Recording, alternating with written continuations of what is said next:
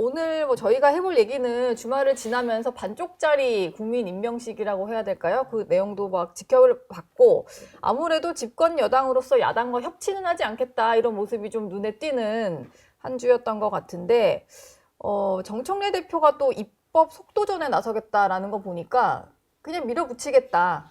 여당으로서의 뭐 행보보다는 그냥 강력한 드라이브를 걸겠다 이런 것 같아요. 정청래 대표는 안 바뀐다니까요. 예. 그럴 줄 알았는데 진짜로 그러네요. 그럼요. 진짜로 하죠.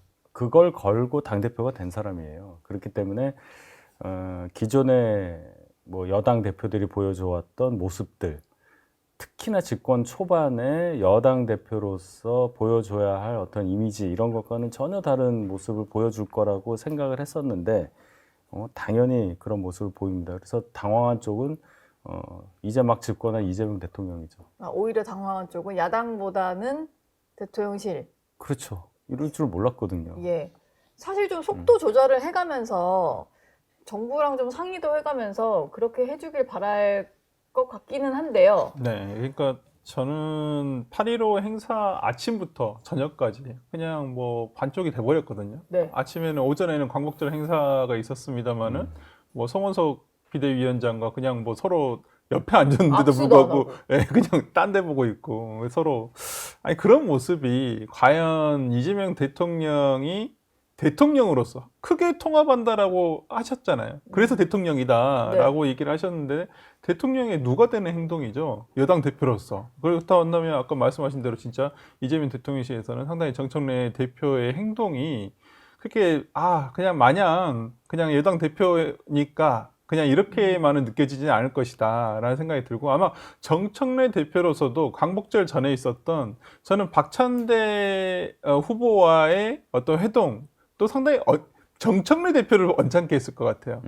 그 만찬 자리요? 네네. 네. 그러니까 보통 그 신임 대표가 됐으면 신임 대표랑 대통령이랑 1대1의 어떤 이 사진이라든지 이렇게 관계가 나오는 걸 더 좋아하잖아요. 그렇죠. 신임 대표와 뭐 지도부를 부르던지 아니면 그렇죠. 신임 정책위 의장이라도 뭐 부르던지. 같이 하는데 예. 이건 같이 경선을 뛴 후보까지 불렀단 말이에요. 그렇다면 여전히 이재명 대통령의 마음속에는 박찬대 후보를 지지했다는 게 여실히 드러나 버린 것이고 그걸 모를 리 없는 정청래 대표로서는 상당히 기분이 언짢았을 것이다.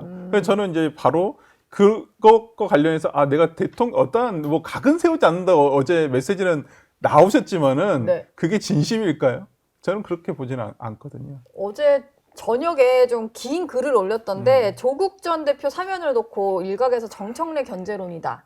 뭐 이런 얘기도 나오다 보니까 그걸 본인이 언급을 하면서 정청래 대표가 명청시대는 가당치도 않은 얘기다. 그리고 뭔가 지금 이제 언론에서 나오는 일각에서 뭐 김어준 명심이 실린 거는 정청래다. 이런 얘기에 대해서도 다 가짜뉴스다.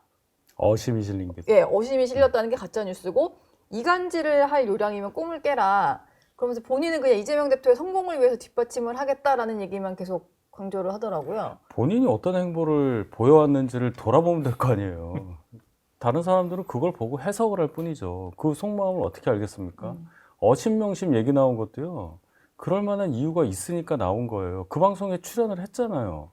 그래서 거기서 열화와 같은 지지를 받았고 김어준이라는 사람이 진보 진영이라고 하는 곳에서 어떤 영향을 갖는지 저희가 다 아는데 네. 당대표 출마한 사람이 거기 가서 방송 출연하고 되고 나서도 출연을 하고 이런 거 보면 다 그렇게 해석하는 게 당연한 거 아니겠어요? 근데 굳이 이런 글은 왜 올렸을까요? 그러니까 뭐 명청시대 이런 표현이 뭐 자꾸 들리고 하니까 올렸나? 이거 경계하지 말아달라라고 하는 건데 네. 이걸 뭐 글을 올렸다 해서 모르는 것이 그렇구나 이걸 그대로 받아들이는 정치권에서의 인사들이 얼마나 있을까요? 특히나 예. 이재명 대통령실에 계시는 정무를 판단하시는 분 쪽에서 정청래 대표의 글을 보고 정청래 대표가 이재명 대통령을 위해서만 이렇게 하는구나 이렇게 생각하시는 분들이 계실까요? 이건 저는 구밀복검이라 생각을 해요. 진짜 어떤 마음속에는 이게 어떤 본인의 뭐 정청래 대표뿐만 아니라 정청래 대통령도 있겠죠. 이 다음 차기라든지 이런 거에 있어서 대권 플랜입니까 벌써? 당연한 거죠. 예. 이걸 누구도 민주당에 있는 누구도 정청래 대표가 1년짜리 대표한다고 나온다고 생각하는 사람 아무도 없어요. 예. 그리고 내년 지방선거가 있는데 내년 지방선거에서 당연히 민주당이 굉장히 압승을 할 확률은 지금 현재 상태로 봤을 때는 굉장히 높죠. 앞으로 무슨 일이 일어날지는 모르겠지만은 제가 봤을 때는 뭐 수도권에서도 제가 거의 다 바뀔 거라 생각을 하고 네. 충청도 뭐 지금 부산도 위험하다는 얘기도 들리기도 해요. 지금 이 상황대로 한다면 국민의힘이 굉장히 위험해지고 진짜 TK 자민련으로 끝나버릴 수도 있다, 쫄아들 수도 있다라는 얘기도 나오는 상황이기 때문에 저는 정청래 대표가 그 압승을 거둬놓고 그 다음 바로 열리는 전당대회에서 다시 출마 안 할까요?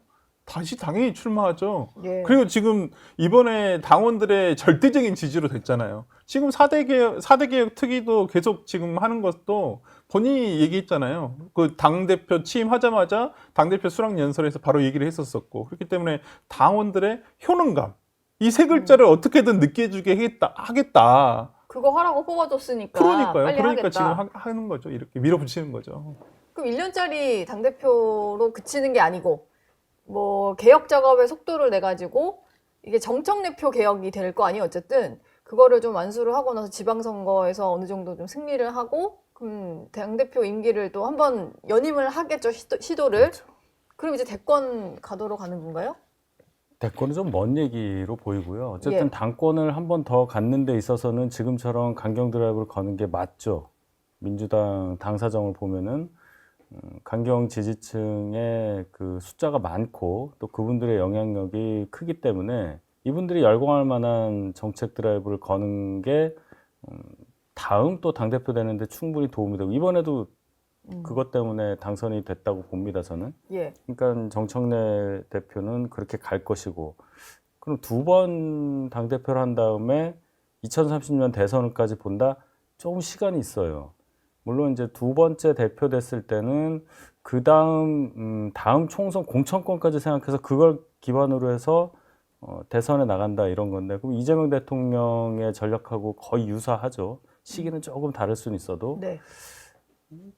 뭐 그럼 민주당에서 알아서 하시는 건데 중요한 건 이제 조국 전 대표 사면을 했다는 거예요. 이게 걸려서 글을 썼다고 저는 봅니다. 아, 이게 지금 조국 전 대표를 사면해 준 것 자체가 이렇게 얘기했잖아요. 나를 견제하기 위해서 조국 전 대표를 사면한 게 말이 되느냐. 박찬대 의원이 됐으면 그럼 사면을 안 했겠느냐. 안 했겠냐. 그러니까 의미 없는 얘기도 하는데 그게 아니죠. 같은 일을 하더라도 해석이 다르게 나오는 게 당연하고 만약에 박찬대 대표가 됐을 경우에는 조국 전 대표 사면을 늦출 수도 있었을 거예요.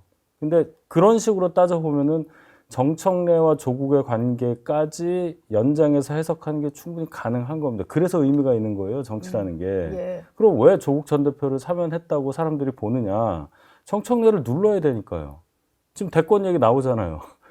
조국 전 대표는 대권밖에 없는 사람이에요. 남은 게. 그렇죠? 네. 그러면 향후에 많이 남았지만 시간이 정청래 대표를 견제할 만한 인물이 당내에 지금 당장 안 보이는 상태에서 저렇게 강경 드라이브를 거는 걸 조금이라도 이 수그러지게 하려면 누군가 범여권에 누군가는 좀 나와줘서 견제도 하고 그래서 어떻게 보면 대통령의 권한을 조금 확대하는 방향으로 생각을 했을 것이다. 그것이 용산 정무라인의 생각이 아니었을까.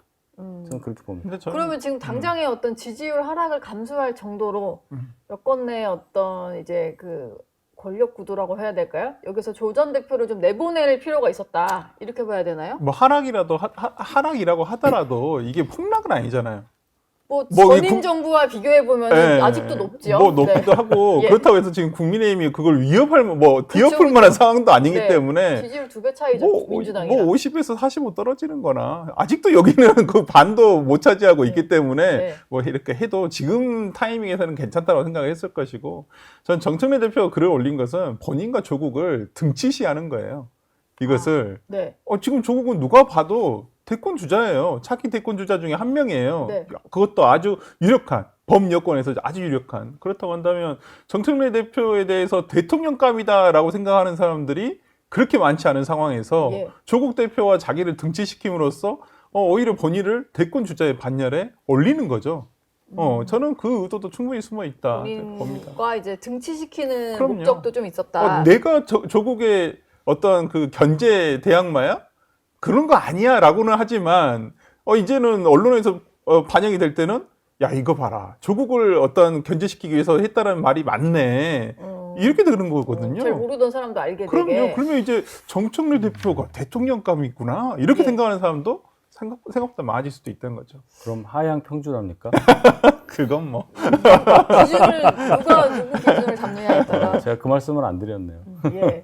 조국 전 대표는 뭐 옥중에 있을 때도 여러 가지 행보를 많이 하셔서 메시지도 많이 나왔던 것 같은데 출소 후에 당연히 원래 많이 하시던 SNS를 재개를 하셨는데요. 뭐 미쉐린 맛집이라고 해요. 그 맛집에서 식사한 인증샷도 올렸고 본인이 읽은 책까지 소개를 했고 오늘은 공개 행보로 김대중 전 대통령 그 참배를 하겠다라고 합니다. 공개적으로 이제 그냥 계속 정치권의 모습을 드러내겠다 이런 것 같아요. 하겠죠. 김어준 씨 방송도 나오시더라고요. 아, 그럼요. 관심 받는 거 좋아하시는 분이니까. 그 식사한 거는 거기가 뭐 미쉐린 뭐 맛집인지는 잘 모르겠는데 그거 얘기하신 거죠? 된장. 된장 그 죽, 말이 뭐 그거죠? 그 한우 소고기 먹고 나면 나오는 거잖아요. 후식. 굳이 된장을 올린 거는 그 된장이 갖는 이미지를 좀 차용하고 가족과 함께 식사를 했다는 걸 보여줄 텐데 그게 이제 후식이라는 거 아니에요. 근데 그 한우를 전에 올리면은 그게 안 되나요? 가족과의 그러니까 식사 이미지. 이분이 이 뭐라고 할까 이중성 이런 거 자꾸 보인단 말이에요. 전에도 뭐 그런 영상 있잖아요. 엘리베이터 열리는 순간에 보면은 팍 파한대소 하고 있는데 그때 조국 사태 때인데 한 반쯤 한 3분의 1쯤 열리니까 딱 표정 바꾸고 이런 게 영상에 남는 이유가 이분이 속마음하고 겉이 같은 거냐라는 것을 의심하게 하는 것들이 여러 개 있었단 말이에요. 이분이 네. 굉장히 나는 고난을 받았고 나는 굉장히 바르게 살려고 하는데 검찰의 탄압에 의해서 내가 아주 부당한 이런 처우를 받아서 결국 온 가족이 이렇게 고통을 당하고 있다. 이 이미지 속에서 이제 나가는 건데 이 뒷면에 이게 진짜 진정성이 있느냐라는 의심을 사람들이 갖게 만드는 것을 출소 직후부터 또 보여주고 있단 말이에요. 거기에 김대중 전 대통령.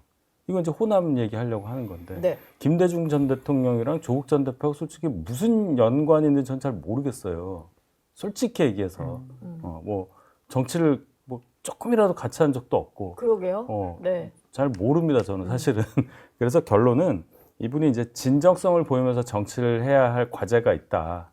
그 진정성이라는 거는 금방 생기는 게 아니고 정말 진정성이라는 게 있지 않는 한은 그 진정성이란 단어 자체로 국민들에게 다가갈 수는 없는 것이기 때문에 네. 그 부분이 가장 필요하다. 그리고 제일 중요한 거는 본인이 이제 석방돼서 나왔잖아요. 이게 자꾸 뭐 검찰 독재가 종식되는 상징이라든지 뭐 이런 식으로 다 억울하다는 얘기를 자꾸 하면 할수록 안 좋을 겁니다.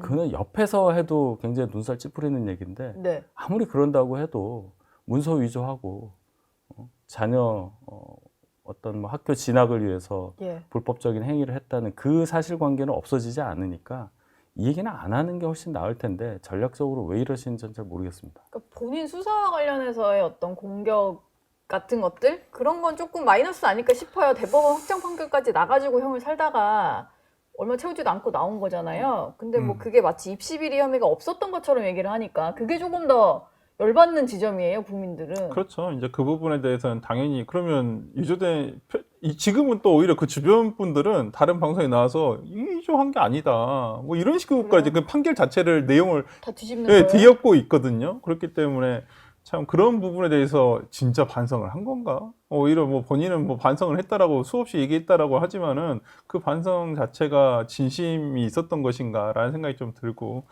뭐 모르겠습니다. 이제 조국 전 대표는 조금 이제는 저는 어떤 그 기조 자체를 바꿔야 된다고 봐요.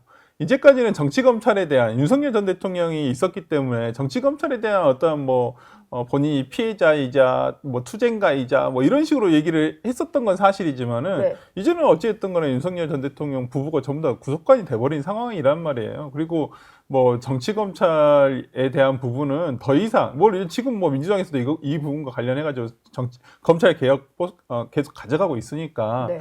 조국 대표마저도 맨날 똑같은 어떤 구호 외치고 그런 걸로만 계속 이미지가 굳어져서는 오히려 향후에 있어서 그러면 조국 대표 당신은 뭘 보여줄 수 있어요? 미래에 대한 게 없어요. 항상 과거에 본인의 피해만 얘기를 하고 있거든요. 그러면 저는 이제는 출소 이후에는 조금 방향을 달리 해야 한다 보여요. 이제까지 정치인 조국으로서의 어떤 미래 비전을 좀 없어요. 보여줘야 제가 봤을 때 되는데. 정치인 조국을 생각해 보면 그냥 구호 외치고 머리 쓸어 넘기는 것밖에 기억이 안 남지. 예. 뭐가 남나요? 뭘 했죠? 그러니까 뭘 했느냐는 어떤 알맹이가 없어요. 네. 그렇기 때문에 최소한 예를 들어서 이재명 대통령은 뭐 억강부약이라든지 아니면 기본소득이라든지 뭐가 그래도 컨텐츠가 있잖아요.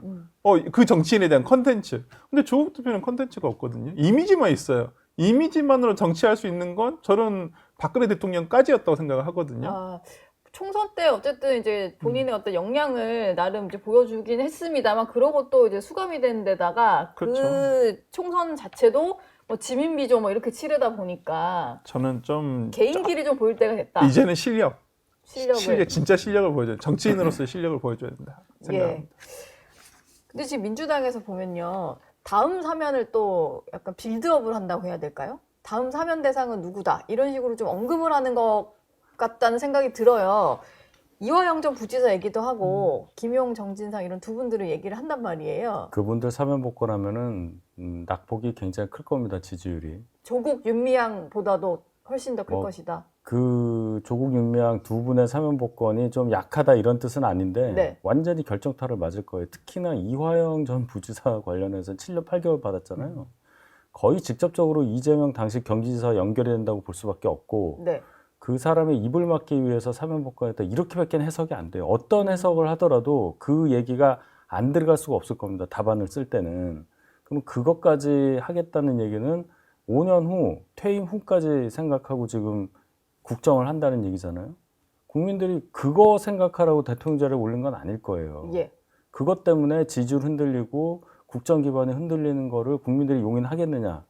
대의적 차원에서는 그런 거고 두 번째는 사법적 차원에서 이게 맞냐는 얘기가 또 나올 겁니다. 그러면 앞에서 8월 15일 날 했었던 조국 윤미향에 대한 사면 복권에 대한 뭐 그들이 주장하는 진정성 또한 굉장히 훼손될 가능성이 크죠. 끝까지 이게 발목을 잡을 겁니다. 그렇게 예. 되면.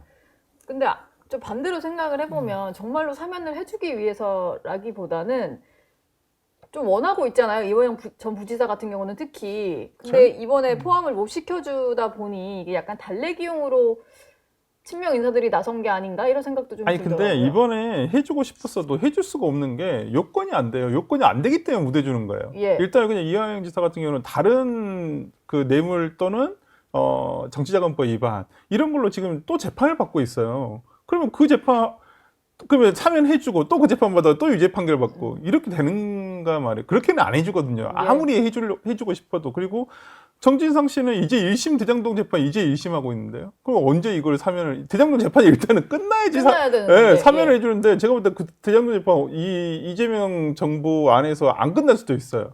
그래서 이재명 대통령이 재판을 안 받으시니까. 아니 그러기도 할 뿐더러 네. 증인이 엄청 많아요. 그 증인 신문 다 하는데 몇 년 걸려요, 몇 년. 그렇기 때문에 3심까지 끝나는데 제가 볼 때 5년 안에 끝나기도 굉장히 어려울 것이고, 김용 부원장은 지금 대법원에 계류 중이란 말이에요. 그럼 일단은 대법원 재판이 확정이 돼야지만 해줄 수는 있는데, 저는 뭐 김용 부원장 같은 경우는 확정만 되면 아마 뭐 내년이든 내후년이든 아마 해줄 것 같긴 한데, 이제 그 타이밍을 보겠죠. 당시의 상황, 정치 지형에 따른 상황이라는 유불리를 보고 해줄 것인지 말 것인지 하는데, 아마 이 정부 안에서는 저는 김용 부원장은 아마 사면이 되지 않을까 그런 생각이 들어요. 일단 사분 리스크가 일단은 대법원 판결만 확정이 되면 나머지 것은 아직까지는 없으니까. 예.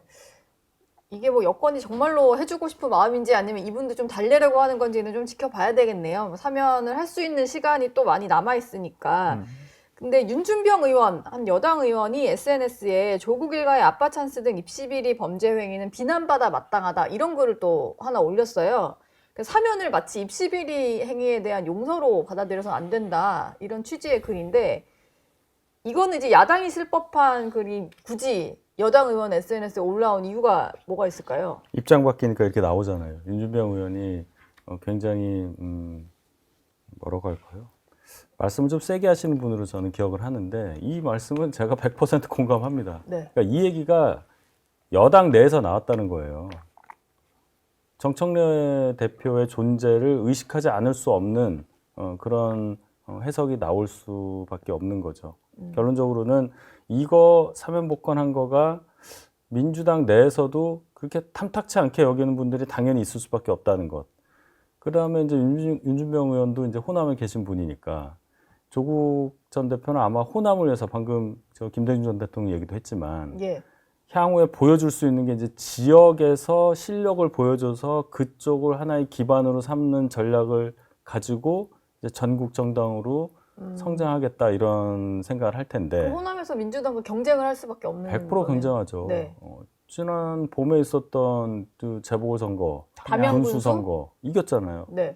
그러니까 그런 것에 대해서 갖는 여러 가지 위기감이 호남의 지역구를 둔 의원들은 훨씬 더 셀 거예요.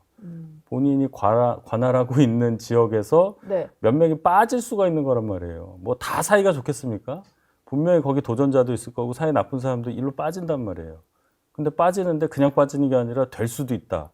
이러면 견제해야죠. 벌써 시작인 거죠.